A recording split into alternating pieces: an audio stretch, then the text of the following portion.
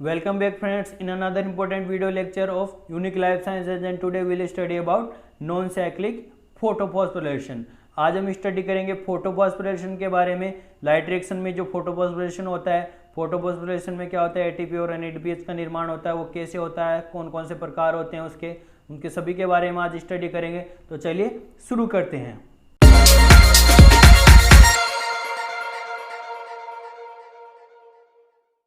तो सबसे पहले इंट्रोडक्शन देखते हैं, फोटोसिंथेसिस का इंट्रोडक्शन देखते हैं। फोटोफॉस्फोरिलेशन से पहले फोटोसिंथेसिस देखते हैं क्या होता है। हमें पता है फोटोसिंथेसिस कहाँ पर कंप्लीट होता है, क्लोरोप्लास्ट में कंप्लीट होता है। क्लोरोप्लास्ट में दो स्टेज में कंप्लीट होता है, लाइट रिएक्शन में और डार्क रिएक्शन। इसमें दो स्टेज होती है। लाइट रिएक्शन में क्या होता है, क्लोरोप्लास्ट में ग्रेना पाए जाते हैं। ग्रेना में क्या होता है, पिगमेंट क्या करते हैं, लाइट को ऑब्जॉर्ब करते हैं और लाइट को ऑब्जॉर्ब करके किस में कन्वर्ट कर देते हैं, एटीपी और एनएडीपीएच में कन्वर्ट करते हैं। और ये एटीपी और एनएडीपीएच कहाँ पर जाते हैं, स्ट्रोमा में जाते हैं। स्ट्रोमा में क्या चलता है, केल्विन साइकिल। केल्विन साइकिल में CO2 को ऑब्जॉर्ब करके क्या कर दिया जाता है, शुगर का निर्माण कर लिया जाता है। और इस प्रकार का हमें क्या प्राप्त होता है, केमिकल रिएक्शन यानी इक्वेशन प्राप्त होता है। यानी CO2 और वाटर यूज में लिए जाते हैं, यानी सनलाइट और क्लोरोफिल की प्रेजेंस में शुगर का निर्माण किया जाता है और साथ में ऑक्सीजन का विलोशन होता है। तो देखो लाइट रिएक्शन के बारे में देखते हैं फोटोफॉस्फोरिलेशन से पहले कि लाइट रिएक्शन क्या होती है। लाइट रिएक्शन में क्या होता है, लाइट रिएक्शन आकर्षण ग्रेना कहाँ पर पाई जाती है, ग्रेना में पाई जाती है। थाइलेकोइड मेम्ब्रेन में क्या पाए जाते हैं, फोटोसिंथेटिक पिगमेंट्स पाए जाते हैं, थाइलेकोइड मेम्ब्रेन। अब ये फोटोसिंथेटिक पिगमेंट क्या होते हैं, प्रोटीन से जुड़े होते हैं जो क्या बनाते हैं, फोटोसिस्टम। फोटोसिस्टम के बारे में पहले स्टडी कर चुके हैं, क्योंकि फोटोसिस्टम के बारे में यदि आप नहीं पढ़ोगे तो आपको ये वाला टॉपिक लेक्चर नहीं समझ में आएगा। तो पहले फोटोसिस्टम के बारे में स्टडी करें। इसके बारे में मैं पहले वीडियो लेक्चर बना चुका हूँ, आपको लिंक मिल जाएगा डिस्क्रिप्शन में और ऊपर आपको आई बटन में भी इसका लिंक मिल जाएगा। तो पहले फोटोसिस्टम के बारे में पढ़िए, फोटोसिस्टम फर्स्ट और सेकंड क्या होते हैं। Light excites transfer of electron विया वेरियस इलेक्ट्रॉन एक्सेप्टर इन फोटोसिस्टम। देखो लाइट यहाँ पर क्या होता है, लाइट रिएक्शन में, लाइट रिएक्शन में यदि बेसिकली देखें तो क्या होता है, इलेक्ट्रॉन का ट्रांसपोर्ट होता है। इलेक्ट्रॉन का जब ट्रांसफर होता है तो क्या होता है, एनर्जी जनरेट होती है और इस एनर्जी को किस में कन्वर्ट कर दिया जाता है, एटीपी और एनएडीपीएच में कन्वर्ट किया जाता है। यानी ट्रांसफर किसका होता है, फ्लो ऑफ इलेक्ट्रॉन्स। इलेक्ट्रॉन्स का फ्लो होता है और इलेक्ट्रॉन्स के फ्लो से क्या होता है, एटीपी और एनएडीपीएच का निर्माण कर लिया जाता है। और इसी को क्या बोलते हैं, फोटोफॉस्फोरिलेशन।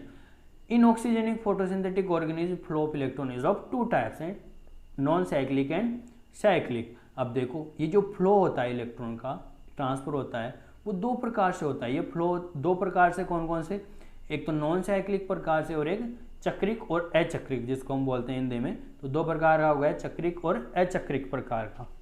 तो अब आज हम स्टडी करेंगे नॉन साइक्लिक पाथवे के बारे में कि नॉन साइक्लिक पाथवे क्या है। तो देखो नॉन साइक्लिक फोटोफॉस्फोरिलेशन क्या होता है। तो नॉन साइक्लिक फोटोफॉस्फोरिलेशन में दोनों प्रकार के फोटोसिस्टम यूज में आते हैं, फोटोसिस्टम फर्स्ट और फोटोसिस्टम सेकंड। तो दोनों यूज में आते हैं। तो फोटोसिस्टम सेकंड और फोटोसिस्टम फर्स्ट एक साथ यूज में आते हैं, किसमें, नॉन साइक्लिक फोटोफॉस्फोरिलेशन में, अचक्रिक फास्फोरिलीकरण में। तो देखो यहाँ पर सबसे पहले फोटोसिस्टम फर्स्ट के द्वारा क्या किया जाता है, फोटोन्स को ऑब्जॉर्ब किया जाता है। फोटोन्स को यानी लाइट को ऑब्जॉर्ब किया जाता है। फोटोसिस्टम सेकंड हमें पता है, फोटोसिस्टम सेकंड का जो रिएक्शन सेंटर होता है वो क्या होता है, कैसा होता है, P680। यानी इसमें जो क्लोरोफिल ए मॉलिक्यूल होता है वो P680 नैनोमीटर वाली वेवलेंथ को ऑब्जॉर्ब करता है। जो लाइट को ऑब्जॉर्ब करते ही क्या हो जाता है, इसमें इलेक्ट्रॉन एक्साइटेड हो जाते हैं। ग्राउंड स्टेट से इलेक्ट्रॉन कहाँ पर पहुँच जाते हैं, एक्साइटेड स्टेट में। और जैसे एक्साइटेड स्टेट में पहुँचते हैं तो वो अपने इलेक्ट्रॉन का डोनेशन करते हैं, वो इलेक्ट्रॉन मुक्त होते हैं और इलेक्ट्रॉन किसके द्वारा ग्रहण कर लिए जाते हैं, फ्योपाइटिन के द्वारा। अब देखो जैसे ही यहाँ से इलेक्ट्रॉन निकलते हैं तो देखो इलेक्ट्रॉन जैसे निकलते हैं तो वहाँ पर होल बन जाता है, यानी इसका ऑक्सीडेशन हो जाता है और उस होल को किसके द्वारा भर दिया जाता है, इलेक्ट्रॉन के द्वारा। अब ये इलेक्ट्रॉन किसके द्वारा भरे जाते हैं, किसके द्वारा, वाटर के द्वारा। वाटर का स्प्लिट होता है और वाटर के स्प्लिट से क्या बनते हैं, इलेक्ट्रॉन बनते हैं और साथ में प्रोटॉन बनते हैं और ऑक्सीजन एक बाय प्रोडक्ट के रूप में निकलती है। इसी को हम क्या बोलते हैं, हिल रिएक्शन। हिल रिएक्शन के बारे में पहले ही पढ़ चुके हैं, इसका हिल रिएक्शन का बारे में कंप्लीटली पढ़ चुके हैं हम पहले, आपको लिंक इसका डिस्क्रिप्शन में मिल जाएगा। तो पहले हिल रिएक्शन के बारे में देखते हो। हिल रिएक्शन नॉर्मल क्या होता है, फोटोलाइसिस होता है। वाटर का फोटोलाइसिस होता है, किसका निर्माण होता है, प्रोटॉन और ऑक्सीजन का और साथ में इलेक्ट्रॉन। ये इलेक्ट्रॉन किसके द्वारा ग्रहण कर लिए जाते हैं, P680 यानी P680 के द्वारा ग्रहण कर लिए जाते हैं। क्यों ग्रहण कर लिए जाते हैं, क्योंकि लाइट के द्वारा पहले ही यहाँ पर क्या हो चुका है, इलेक्ट्रॉन का त्याग हो चुका है। इलेक्ट्रॉन जैसे ही यहाँ से निकला तो क्या हो गया, इसका ऑक्सीडेशन हो गया, और ये इलेक्ट्रॉन कहाँ से ग्रहण करेगा, फिर वाटर से ग्रहण करेगा। अब ये जो इलेक्ट्रॉन इसने त्यागा वो किसके द्वारा, दूसरे प्राइमरी एक्सेप्टर के द्वारा ग्रहण कर लिया, फियोफाइटिन के द्वारा ग्रहण कर लिया गया। फियोफाइटिन से ये जो इलेक्ट्रॉन होता है वो आगे ट्रांसफर होता है। फियोफाइटिन से इलेक्ट्रॉन कहाँ पर ट्रांसफर हो जाता है, प्लास्टोक्यूनोन के पास। प्लास्टोक्यूनोन इलेक्ट्रॉन ग्रहण करता है, और इलेक्ट्रॉन के साथ साथ देखो प्लास्टोक्यूनोन प्रोटॉन भी ग्रहण कर लेता है। प्रोटॉन ग्रहण कर लेता है और प्रोटॉन को थाइलेकोइड के अंदर यानी थाइलेकोइड ल्यूमेन में ट्रांसफर कर देता है।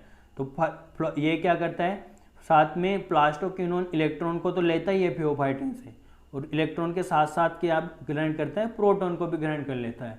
अब ये प्लास्टोक्यूनोन से इलेक्ट्रॉन ग्रहण करने के बाद में इलेक्ट्रॉन कहाँ पर जाते हैं, साइटोक्रोम B6 के बाद साइटोक्रोम कॉम्प्लेक्स के पास जाएंगे।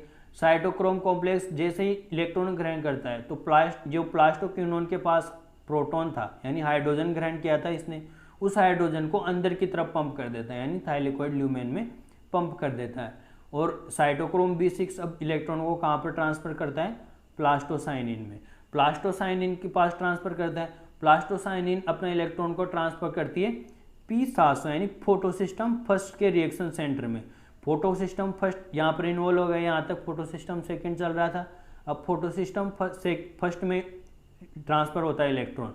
क्यों फोटोसिस्टम फर्स्ट क्यों ग्रहण करता है, क्योंकि फोटोसिस्टम फर्स्ट में ऑलरेडी यहाँ पर एक इलेक्ट्रॉन मुक्त हो चुका है।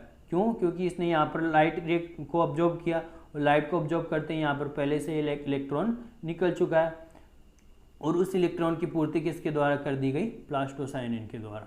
अब ये जो इलेक्ट्रॉन निकल चुका है यहाँ से वो किसके द्वारा किया जाता है, फोटोसिस्टम फर्स्ट के प्राइमरी जो इलेक्ट्रॉन एक्सेप्टर है A0 जिसको हम बोलते हैं A0, यहाँ पर क्या है, एक मॉडिफाइड क्लोरोफिल होता है। दूसरा फिर नेक्स्ट इसका जो इलेक्ट्रॉन एक्सेप्टर वो है A1 क्या है, फिलोक्यूनोन है। A1 से इलेक्ट्रॉन कहाँ पर ट्रांसफर होता है, FeS यानी आयरन सल्फर प्रोटीन होती है। आयरन सल्फर प्रोटीन से ये आगे ट्रांसफर होता है लास्ट में फेरोडॉक्सिन के पास। फेरोडॉक्सिन, अब देखो फेरोडॉक्सिन जो अपने इलेक्ट्रॉन को FNR यानी FNR क्या है यहाँ पर, फेरोडॉक्सिन NADPH रिडक्टेज, ये एक एंजाइम है। इस एंजाइम की उपस्थिति में क्या कर देता है, NADPH पर अब इसके इलेक्ट्रॉन को ट्रांसफर कर देता है। फेरोडॉक्सिन अपने इलेक्ट्रॉन को कहाँ पर ट्रांसफर कर देता है, NADP के ऊपर, और किसका निर्माण हो जाता है, NADPH का निर्माण। और ये NADPH कहाँ पर होता है, स्ट्रोमा में। देखो ये सारी रिएक्शन कहाँ पर चल रही थी, ग्रेना में यानी मेम्ब्रेन में चल रही थी। लास्ट में जो NADPH बना वो कहाँ पर बना, स्ट्रोमा में। ये तो यार ध्यान रखने चीज़ है। तो इस प्रकार से नॉन साइक्लिक पाथवे यानी फोटोफॉस्फोरेशन कंप्लीट होता है। नॉन साइक्लिक, साथ में हम इसको जेड स्कीम भी बोलते हैं, जेड स्कीम। तो जेड स्कीम क्यों बोलते हैं, देखो यहाँ पर देखो जो पाथवे बना इसको हम देखें तो एक जेड की जैसे संरचना बनी है, इसको इसलिए हम क्या बोलते हैं, जेड स्कीम या जी स्कीम भी बोलते हैं। इसमें डोनर कौन था, इसको जो इलेक्ट्रॉन का डोनेशन कौन कर रहा है, वाटर कर रहा है। वाटर का फोटोलाइसिस होता है जिसको हम हिल रिएक्शन बोलते हैं। वहाँ से वाटर निकलता है, सबसे पहले ग्रहण किया जाता है फिर फोटोसिस्टम सेकंड के द्वारा, और लास्ट में जो इलेक्ट्रॉन का किसके द्वारा ग्रहण कर लिया जाता है, NADP के द्वारा। तो एक क्वेश्चन पूछा जाता है कि नॉन साइक्लिक फोटोफॉस्फोरेशन में वाटर डोनर तो इलेक्ट्रॉन डोनर तो कौन होता है, वाटर, और इलेक्ट्रॉन एक्सेप्ट किसके द्वारा किया जाता है लास्ट में, NADP के द्वारा। तो इस प्रकार से नॉन साइक्लिक फोटोफॉस्फोरेशन कंप्लीट होता है। तो देखो यहाँ पर NADPH का निर्माण हो गया, लेकिन यहाँ पर बीच में क्या होता है, ATP का निर्माण भी होता है। अब वो ATP का निर्माण कैसे होता है, देखो नेक्स्ट देखते हैं। तो देखो फोटोफॉस्फोरेशन में ATP का निर्माण कैसे होता है। तो हमने देखा था जब यहाँ पर इलेक्ट्रॉन का ट्रांसफर हो रहा था तो फोटोसिस्टम सेकंड से फियोफाइटिन के पास, फियोफाइटिन से प्लास्टोक्यूनोन के पास इलेक्ट्रॉन ट्रांसफर होता है। तो प्लास्टोक्यूनोन क्या करता है, इलेक्ट्रॉन के साथ साथ क्या करता है, प्रोटॉन्स को भी ग्रहण करता है। तो ये जो थाइलेकोइड ल्यूमेन स्ट्रोमा से कुछ प्रोटॉन को ग्रहण कर लेता है। तो स्ट्रोमा से एक प्रोटॉन को ग्रहण करेगा यानी PQ क्या है, प्लास्टोक्यूनोन है। तो PQ एक इलेक्ट्रॉन के साथ साथ एक प्रोटॉन को ग्रहण करता है, कहाँ से, बाहर की तरफ से, स्ट्रोमा की तरफ से ये तो है स्ट्रोमा बाहर की तरफ, और ये क्या है, थाइलेकोइड ल्यूमेन। तो यहाँ से बाहर की तरफ से क्या करेगा, प्रोटॉन ग्रहण करेगा और PQH यानी प्लास्टो हाइड्रोक्विनोन में कन्वर्ट हो जाता है। अब ये प्लास्टो हाइड्रोक्विनोन अब ये अपने इलेक्ट्रॉन को कहाँ पर ट्रांसफर करता है, साइटोक्रोम B6F कॉम्प्लेक्स के पास। अब ये साइटोक्रोम B6 इलेक्ट्रॉन को ग्रहण कर लेता है, लेकिन ये जो इसके पास प्रोटॉन था उस प्रोटॉन को अंदर की तरफ पंप कर देता है। तो इससे क्या हुआ, यहाँ पर जो बाहर की से जो प्रोटॉन क्या हुआ, अंदर की तरफ ट्रांसफर हो गया। अब अंदर क्या हो गया, यहाँ पर pH कम हो गया, यानी यहाँ पर प्रोटॉन हाई हो गए, तो pH का मान कम हो गया और प्रोटॉन का ग्रेडियंट यहाँ पर ज़्यादा हो गया। यहाँ पर स्ट्रोमा में प्रोटॉन्स कम हो गए और यहाँ पर प्रोटॉन की सांद्रता ज़्यादा हो गई। तो देखो सांद्रता जब भी एक तरफ ज़्यादा हो जाती है तो अपनी उच्च सांद्रता से निम्न सांद्रता की तरफ मूव करेंगे, तो प्रोटॉन अपनी उच्च सांद्रता से निम्न सांद्रता यानी बाहर की तरफ मूव करते हैं। तो यहाँ पर इसमें क्या पाई जाती है, थाइलेकोइड मेम्ब्रेन होती है। तो थाइलेकोइड मेम्ब्रेन में लास्ट में एक कॉम्प्लेक्स पाया जाता है जिसको हम बोलते हैं ATP synthase complex. ATP synthase complex जिसको हम CF0CF1 भी बोलते हैं। नॉर्मल जब हमने रेस्पिरेशन पढ़ा था वहाँ पर F0F1 होता है, लेकिन यहाँ पर क्लोरोप्लास्ट में पाया जाता है तो इसको हम CF0CF1 बोलते हैं। तो ये क्या करता है, प्रोटॉन्स को अंदर से वापस बाहर की ओर ट्रांसफर करता है। और इस दौरान क्या करता है, ये जब पंप किया जाता है, इन प्रोटॉन्स को बाहर की ओर पंप किया जाता है, तो पंप करने से क्या होता है, एनर्जी का निर्माण होता है। और एनर्जी को किस में कन्वर्ट कर लिया जाता है, ATP में कन्वर्ट कर दिया जाता है। तो ATP का निर्माण किसके द्वारा किया जाता है, ATP सिंथेज के द्वारा। ATP सिंथेज एक पंप होता है जो किस में होता है, थाइलेकोइड मेम्ब्रेन होता है। रेस्पिरेशन में पढ़ा था हमने, वहाँ पर भी जो माइटोकॉन्ड्रिया की इनर मेम्ब्रेन होती है उसमें भी इस प्रकार के पंप पाए जाते हैं। तो वहाँ पर तो हमने बोला था माइटोकॉन्ड्रिया में तो F0F1 पार्टिकल्स इनको, लेकिन यहाँ पर इसको बोल रहे हैं CF0CF1 पार्टिकल। तो इसके द्वारा क्या किया जाता है, प्रोटॉन्स को अंदर की तरफ, अंदर से बाहर की ओर पंप किया जाता है और ATP का निर्माण होता है। इस प्रकार से फोटोफॉस्फोरेशन कंप्लीट होता है। तो देखो लास्ट में हम इसके 3D ओवरव्यू को देखते हैं। तो ये कहाँ पर होता है, ये जो अच्छी तरह से समझ में आ जाए हमें। तो देखो कहाँ पर होता है फोटो सिस्टम, यानी ये फोटोफॉस्फोरेशन कहाँ पर होता है, थाइलेकोइड मेम्ब्रेन में होता है। थाइलेकोइड मेम्ब्रेन में क्या पाए जाते हैं, फोटो सिस्टम पाए जाते हैं। फोटो सिस्टम देखो यहाँ पर फोटो सिस्टम सेकेंड रहा। तो सबसे पहले क्या किया जाता है, फोटो सिस्टम के द्वारा फर्स्ट सेकेंड के द्वारा लाइट अब्जॉर्ब की जाती है। लाइट अब्जॉर्ब करने से यहाँ पर एक इलेक्ट्रॉन निकलेगा। इलेक्ट्रॉन कहाँ पर ट्रांसफर होता है, प्राइमरी इलेक्ट्रॉन एक्सेप्टर से प्लास्टो हाइड्रोक्विनोन के पास, यानी प्लास्टोक्विनोन के पास। प्लास्टोक्विनोन क्या करता है, बाहर से प्रोटॉन ग्रहण कर लेता है और प्रोटॉन ग्रहण करके कहाँ पर आगे नेक्स्ट अपने इलेक्ट्रॉन को कहाँ पर ट्रांसफर करेगा, साइटोक्रोम कॉम्प्लेक्स के पास, B6 के पास। अब ये जो B6F क्या करता है, जिसने जो प्रोटॉन ग्रहण किया था उसको अंदर की तरफ ट्रांसफर कर दिया। अंदर की तरफ ट्रांसफर कर दिया, तो अंदर की तरफ जब ट्रांसफर करता है प्रोटॉन्स को, तो अंदर की तरफ क्या हो गई, प्रोटॉन्स की सांद्रता ज़्यादा हो गई। B6F अपने इलेक्ट्रॉन को किसके पास ट्रांसफर करता है, नेक्स्ट प्लास्टोसाइनिन के पास। प्लास्टोसाइनिन क्या एक सोल्यूबल इलेक्ट्रॉन एक्सेप्टर है। अब ये जो प्लास्टोसाइनिन अपने इलेक्ट्रॉन को कहाँ पर ट्रांसफर करेगी, PS फर्स्ट के पास। PS फर्स्ट के पास ट्रांसफर करेगी। तो PS फर्स्ट में क्या होता है, P700 क्लोरोफिल मॉलिक्यूल होता है। ये अपने इलेक्ट्रॉन को कहाँ पर ट्रांसफर करेगा, प्राइमरी इलेक्ट्रॉन एक्सेप्टर से होते हुए लास्ट में फेरोडॉक्सिन को ट्रांसफर कर देगा। फेरोडॉक्सिन को ट्रांसफर करेगा तो फेरोडॉक्सिन लास्ट में क्या करता है, FNR यानी एक एंजाइम है फेरोडॉक्सिन NADPH रिडक्टेज एंजाइम, इसकी उपस्थिति में क्या कर देता है, NADPH पर ट्रांसफर कर देता है। और NADPH पर ट्रांसफर करता है तो NADPH का निर्माण हो जाता है। और यहाँ पर NADPH का निर्माण हो गया। तो लेकिन यहाँ पर बीच में क्या हो रहा था, प्रोटॉन अंदर की तरफ पंप किए जा रहे थे। प्रोटॉन अंदर की तरफ पंप करने से क्या हुआ, यहाँ पर प्रोटीन की सांद्रता ज़्यादा हो गई। तो प्रोटॉन क्या करना चाहेंगे, बाहर की तरफ जाना चाहेंगे, अपनी कम सांद्रता की तरफ, स्ट्रोमा की तरफ जाना चाहेंगे। ये तो क्या है, थाइलेकोइड ल्यूमेन, और ये क्या है, क्लोरोप्लास्ट स्ट्रोमा। तो क्लोरोप्लास्ट स्ट्रोमा में प्रोटॉन की सांद्रता कम हो गई और ल्यूमेन में ज़्यादा हो गई।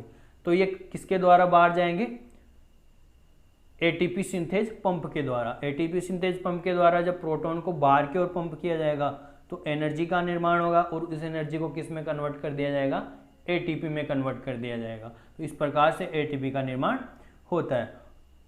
और यहाँ पर साथ में देखो, यहाँ पर जब PS फर्स्ट से इलेक्ट्रॉन निकला था उस इलेक्ट्रॉन की पूर्ति किसके द्वारा की जाती है, वाटर के द्वारा। वाटर का फोटोलाइसिस होता है और वाटर के फोटोलाइसिस को हम क्या बोलते हैं, हिल रिएक्शन। तो हिल रिएक्शन के द्वारा क्या होता है, वाटर का ब्रेकडाउन होता है, वाटर के ब्रेकडाउन से इलेक्ट्रॉन निकलते हैं, वो इलेक्ट्रॉन के तो किसके द्वारा ग्रहण कर लिए जाते हैं, पीछा सोर्स यानी फोटो सिस्टम सेकंड के द्वारा। और प्रोटॉन जो अब देखो यहाँ पर प्रोटॉन एक तो बाहर से भी पंप किए जा रहे हैं और वाटर के द्वारा भी प्रोटॉन बन रहे हैं, तो इस प्रोटॉन को कहाँ पर पंप कर दिया जाता है, बाहर की ओर पंप कर दिया जाता है। और साथ में यहाँ पर NADPH बन रहे हैं, वहाँ पर भी प्रोटॉन्स को यूज में ले लिया जाता है और NADPH का निर्माण किया जाता है। नेट इक्वेशन देखें लाइट रिएक्शन का, यहाँ पर हम तो लाइट रिएक्शन का जो नॉन साइक्लिक में जो नेट रिएक्शन बनती है, इक्वेशन बनता है, वो कैसे बनता है, वाटर मॉलिक्यूल यूज में आ रहे हैं, लाइट एनर्जी यूज में ADP और NADP यूज में आ रहे हैं। प्रोडक्ट के रूप में क्या बन रहा है, ऑक्सीजन बन रहा है, ATP बन रहे हैं और NADPH बन रहे हैं। तो ये था नॉन साइक्लिक फोटोफॉस्फोरिलेशन। हम नेक्स्ट वीडियो लेक्चर में पढ़ेंगे साइक्लिक फोटोफॉस्फोरिलेशन के बारे में। तो आई होप ये नॉन साइक्लिक फोटोफॉस्फोरिलेशन आपको समझ में आ गया होगा। यदि अभी भी कोई डाउट है तो आप कमेंट करके पूछ सकते हैं। यदि वीडियो लेक्चर आपको अच्छा लगा तो वीडियो को लाइक कीजिए, यदि आप चैनल पर नए हैं तो चैनल को सब्सक्राइब कीजिए और अपने दोस्तों के साथ ज़्यादा से ज़्यादा शेयर कीजिए। तो मिलते हैं नेक्स्ट वीडियो लेक्चर में, तब तक के लिए धन्यवाद, जय हिंद।